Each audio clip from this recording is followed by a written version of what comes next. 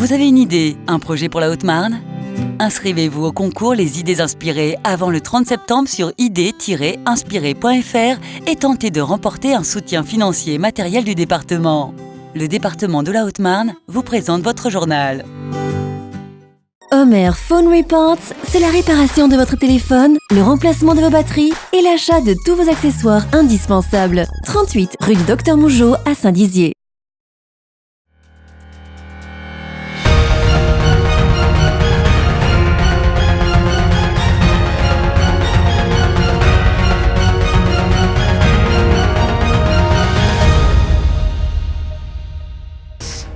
Bonsoir à tous, bienvenue dans votre journal du jeudi 19 septembre et à la une ce soir. Une exposition se déroule actuellement aux archives départementales de la Meuse à découvrir dès le début de ce journal.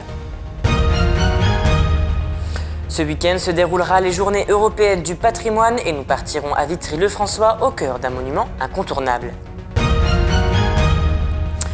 Et nous irons également à la rencontre du club de lutte de l'UJB qui a fait sa rentrée récemment. La ville de Bar-le-Duc nettoie le canal des usines. Découvrez les différentes raisons à la fin de cette édition.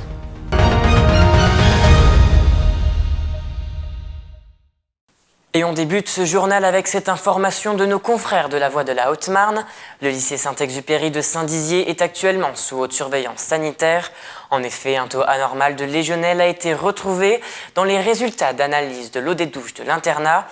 Un article complet est à retrouver sur puissancetélévision.fr et sur l'application mobile. Et je vous le disais en titre, une exposition est proposée par les archives départementales de la Meuse.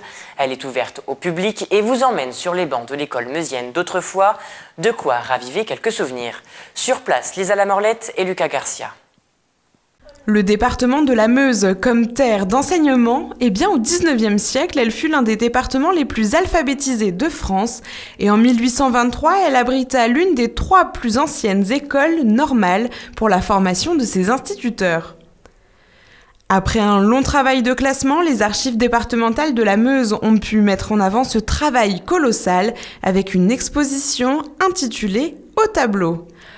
Aussi, de nombreux objets pédagogiques, allant des manuels scolaires au mobilier, ont été prêtés par l'association des anciens élèves des écoles normales IUFM et SP de Meuse. Cette exposition propose une immersion dans l'école d'autrefois, une école qui, vous l'imaginez bien, a bien changé, ne serait-ce d'abord par ses infrastructures et les enseignements proposés. Autrefois, dans chaque école, il y avait un jardin scolaire qui était soit directement collé à l'école, soit qui se trouvait plus loin dans la commune.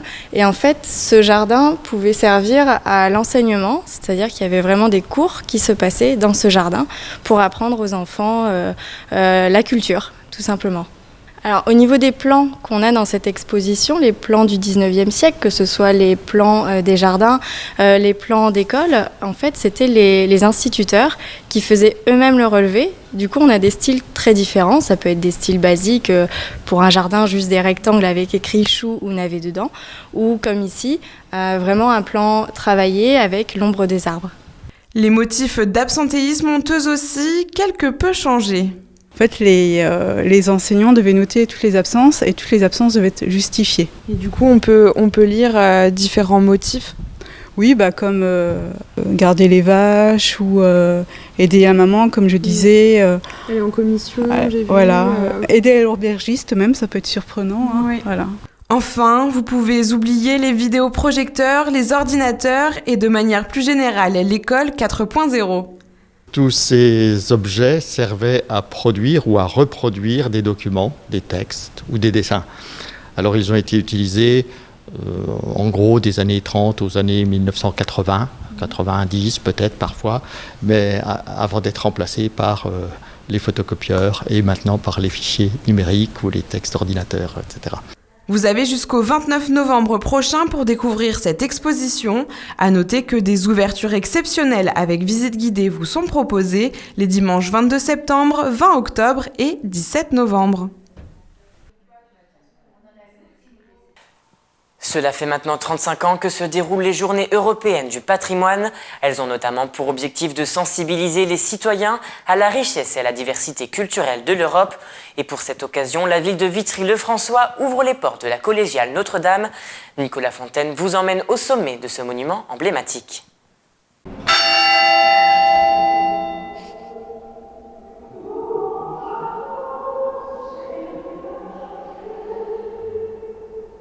À l'occasion des Journées européennes du patrimoine, la ville de Vitry-le-François propose à ses habitants 2 nouvelles visites, dont la collégiale Notre-Dame. Gérard Tindillière, élu en charge des travaux, s'est porté volontaire pour être guide historique durant ces 2 journées. On est parti pour 217 marches. Ce monument, situé sur la place d'Armes, a été bâti au XVIIe siècle. Durant la Première Guerre mondiale, le bâtiment s'est transformé en hôpital, les salles d'opération dans des chapelles et les malades sur des lits de paille dans les allées. Quelques années après, cette bâtisse a été victime de la Seconde Guerre mondiale puisqu'elle a subi de nombreuses dégradations. Une partie d'histoire qui mérite d'être ressassée, c'est pourquoi la collégiale ouvre ses portes au public. Alors, le programme il est tout simple, il est conforme à ce qui se faisait les années passées, sauf que par décision du conseil municipal, on a aimé ouvrir pour cette première année donc la tour sud de la collégiale où nous sommes actuellement, et aussi la visite de l'ancienne prison. Tout ça parce que les gens sont demandeurs. Après avoir vécu des siècles d'histoire mouvementée, la collégiale Notre-Dame est désormais loin des tumultes du temps. Elle a d'ailleurs été restaurée durant près de 3 ans, au niveau des tours sud et nord, mais aussi de la partie centrale. Les Vitriens ont adoré le fait que les 2 tours aient été refaites. Et donc du coup, ça permet aux gens qui sont inscrits dans les temps, ils vont pouvoir monter. Ce monument est devenu une symbolique au sein de la Cité Rose, de par son histoire, mais aussi de sa bâtisse. C'est un symbole de la ville de Vitry. D'ailleurs, quand on la voit, si on regarde là-bas, en venant de Paris, c'est le premier bâtiment qu'on voit en venant de Paris, quoi. Donc et puis c'est un beau bâtiment, il faut dire les choses telles qu'elles sont, quoi. Les plus chanceux pourront donc monter au sommet de la tour sud et admirer le panoramique de la ville à plus de 44 mètres de hauteur. Et mieux vaut ne pas avoir le vertige.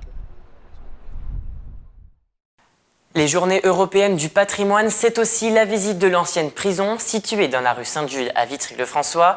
Elle a été exploitée jusqu'en 1914 et la dernière exécution par guillotine a eu lieu le 21 juillet 1911. Des images de Nicolas Fontaine. Partons à présent du côté de Saint-Dizier pour une rentrée sportive. En effet, le club de lutte de l'UJB a repris de plus belle un reportage signé Nicolas Fontaine. Le club de lutte grappling de l'UJB, récemment installé dans l'enceinte de l'association, a fait sa rentrée il y a quelques jours et le club compte déjà une vingtaine de licenciés. Cette jambe-là. Sur l'UJB, ça fait maintenant, on va dire, 1 an, pas tout à fait 1 an. Auparavant, on était dans d'autres structures. Et Monsieur Kessir donc, a ouvert cette discipline-là en 2007 sur Saint-Dizier. Oui, on a été le premier club. C'était connu sur Bar-le-Duc à l'époque. On avait connu cette discipline par là. Et après, on a volé nos propres ailes et on a voulu former cette section sur Saint-Dizier. Ça marche ? Un sport assez peu médiatisé mais qui attire quand même quelques curieux. Et en effet, selon l'entraîneur, la lutte grappling est assez peu connue des bragards. En fait ici, donc à l'UJB, on pratique la lutte grappling. En fait, c'est la lutte et les disciplines associées. Donc la lutte, comme on peut voir aux Jeux Olympiques, d'accord. La lutte libre, on ne pratique pas la lutte gréco-romaine. Donc la lutte libre, c'est le fait de maîtriser son adversaire avec les membres du haut du corps et le bas du corps, contrairement à la gréco-romaine, qui est que le haut du corps. On fait aussi du grappling, donc c'est un mélange de lutte et une partie sol. Donc ça permet de rajouter des soumissions, tout ce qui est étranglement, clé de bras, clé de jambes. Et j'en passe. Donc c'est un mélange de tout ça en réalité. Au niveau de la tête, pourquoi ? Parce que c'est ce qui va nous diriger. Regardez. Ce club dépend de la Fédération française de lutte et participe à des compétitions au bon vouloir des licenciés. Mais ce sport reste avant tout un bon moyen de se dépenser. Est-ce que tu peux nous dire, toi, qu'est-ce qui te plaît dans la lutte ? Quand on ramène les personnes par terre, et ça essouffle beaucoup. Et parce que j'aime bien les corps à corps, tous les sports de combat. Et ça fait combien de temps que t'en fais ? À peu près 1 an et demi. Et du coup, donc là, c'est ton papa qui entraîne aussi. T'es content de faire ce cours ? Oui, parce que ça me motive des fois ça me ressort tout ce que j'ai fait pendant les cours. Et ça m'essouffle bien, comme ça me ressort tout, après je suis calme. Les cours proposés se déroulent chaque début d'après-midi du lundi au vendredi et des cours de jiu-jitsu brésilien le mardi et jeudi soir. Et la ville de Bar-le-Duc est actuellement en plein nettoyage. À la suite d'une accumulation des déchets dans le canal des usines, la ville parisienne a décidé de remettre tout ça au propre. Reportage Linda Benaïssa et Lucas Garcia. Depuis une semaine, la ville de Bar-le-Duc a lancé une action de nettoyage du canal des usines dont les eaux sont souillées par divers détritus. Les opérations ont lieu sur près de 4,5 km, du barrage de la Brèche à Savonnières-devant-Bar jusqu'à la jonction située avenue de la Libération. Pour réaliser cette opération, la municipalité s'inscrit dans une démarche sociale en faisant appel aux ouvriers du silo, le chantier d'insertion de la communauté d'agglomération. Alors du coup, on est parti du constat que le canal des usines était très sale. Les riverains ont fait remonter aussi l'information de Bar-le-Duc. Ils ont constaté, on a tous constaté qu'il y avait beaucoup de déchets, beaucoup de polluants, d'arbres en travers du cours d'eau. On va pas pouvoir tout transformer, mais on va essayer de faire en sorte qu'il soit plus naturel. Une remise au propre bien utile, puisque la précédente datait d'il y a plusieurs années. Les riverains se montrent ravis de cette opération qui embellit leur cadre de vie. C'est une bonne chose parce que ça fait déjà plusieurs années qu'on en entend parler, qu'il y a beaucoup de soucis par rapport au niveau des poissons. Donc c'est une très très bonne chose. En plus, j'habite juste à côté du canal, donc ça pourra que être mieux. Les équipes d'intervention ont pu ramasser de la vaisselle, une importante quantité de verre et même un banc. En totalité, la durée prévue pour cette opération de nettoyage est de 2 semaines. Cela permet à la municipalité de Bar-le-Duc de commencer à réfléchir à d'autres projets, notamment en termes d'assainissement. Le nettoyage du canal est également bénéfique pour la faune locale, dont la richesse est bien souvent insoupçonnée. Pour le coup, la sécheresse a permis à ce que le chantier d'insertion puisse opérer dans le canal des usines au pied sec. Et du coup, on voit plus de déchets et c'est plus facile d'opérer. Mais en contrepartie, concernant tout ce qui est faune piscicole, ça a eu des répercussions, la sécheresse a eu des répercussions là-dessus. On a dû faire une pêche de sauvegarde sur le canal des usines, donc avec la fédération de pêche, pour sauver les poissons et les rejeter dans l'Ornain. Quels sont les déchets qu'on retrouve le plus fréquemment ? Alors malheureusement c'est du verre, de la vaisselle, beaucoup de bouteilles en verre, des canettes, des fourchettes, un banc, on retrouve de tout. Il y a vraiment de tout dans le canal des usines, malheureusement. Et c'est la fin de cette édition, merci de l'avoir suivi. Tout de suite, la météo. Et n'oubliez pas, l'information continue sur Puissance Télévisions. Toute l'actualité qui vous concerne, à voir ou à revoir, dès maintenant sur puissancetélévision.fr et sur notre application mobile.